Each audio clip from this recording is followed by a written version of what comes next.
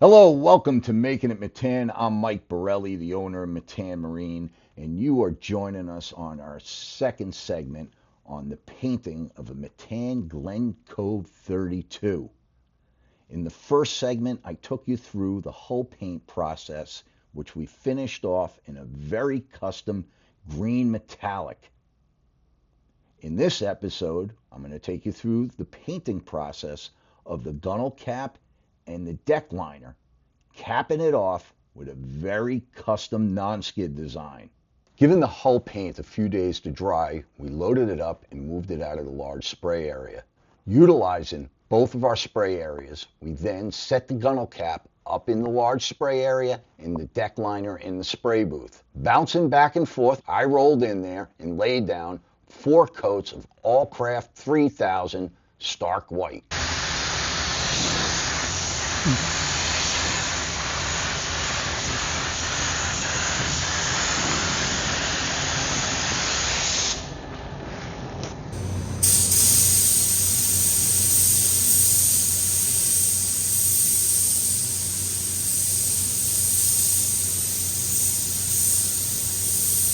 Before we can move on to non-skid, we needed to do one more thing, and that was to get the hatches painted. I don't have any B-rolls of spraying the hatches, but we needed those hatches to be done to have them in place on the deck for the masking to begin. Dennis is dialing in the hatches. We can get those in paint and begin non-skidding. After applying 4 coats to the gunnel cap and deck liner, and then letting that paint set up for a number of days, it's now time to start masking. Let the masking begin.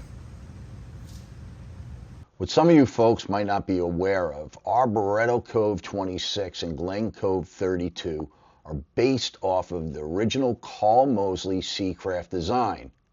And after 25 years of restoring those vessels, there was no way we were going to bring them back and not incorporate the 2-inch ribbed non-skid design. In order to begin masking, the first thing I needed to do was find the center point of the deck. What I'm doing here with the laser is running the first line of the non-skid. This non-skid pattern is going to be in tribute to the original Seacrafts with the 2-inch ribbed non-skid deck, which we'll be doing here on the first 32.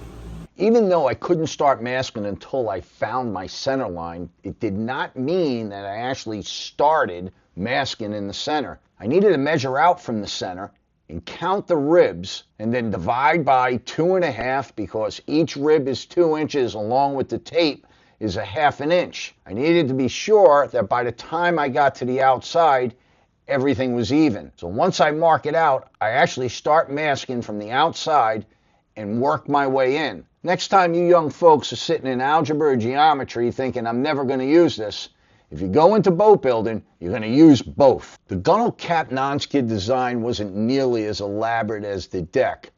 However, we did incorporate something pretty cool, and that was hologramming the Metan name and logo into the non-skid surface. With the gunnel on the deck now masked, we needed to prepare the surfaces for the non-skid. You can't lay paint down on top of a glossy surface. The surfaces need to be sanded. We do that with a combination of 600 grit sandpaper and Scotch-Brite pads, utilizing a soft block. After 50 hours of masking, as well as preparation of surfaces to the deck liner and gunnel cap to the Metan Classic Collection 32. Before taking off for the day, the men prepared the surface by Scotch-Briting very carefully along our fine line, as well as both a detergent and solvent wash. I will begin by applying a coat of base color, and I'll put a really nice wet coat, and we'll be doing gunnel cap in stark white, adding a custom pearl gray to the non-skid ribs of the deck.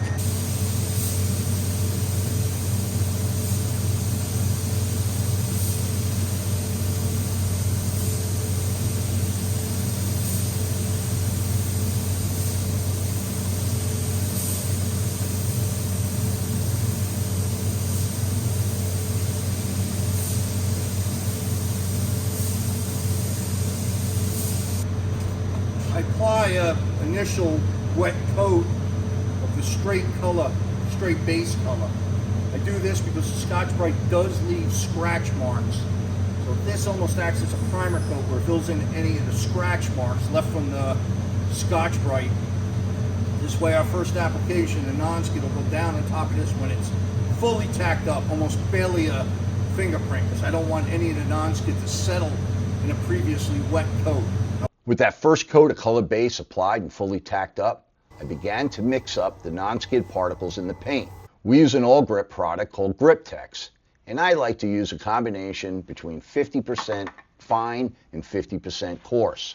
We apply it through a 3M AccuSpray spray gun using a 2.0 tip.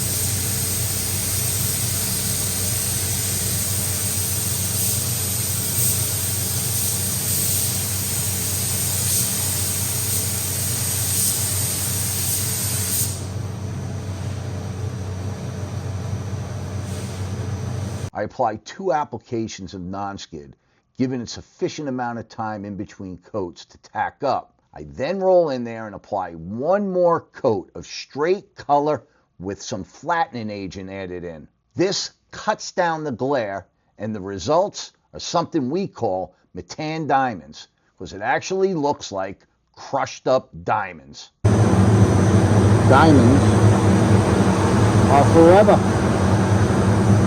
With the non-skid dry, the most satisfying part of the process is removing the masking and revealing the results.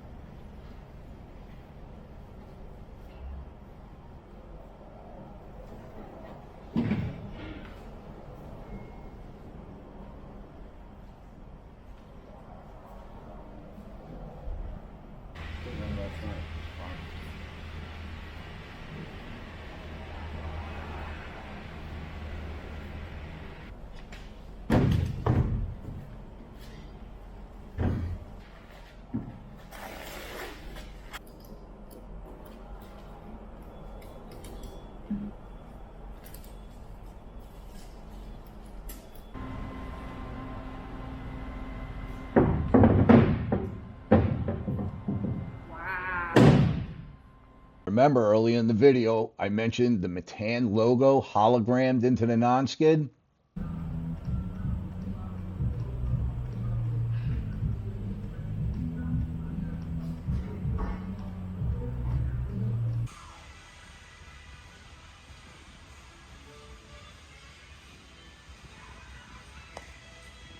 And with that, it's a wrap on this custom hull paint and custom non-skid on a Metan Glen Cove 32.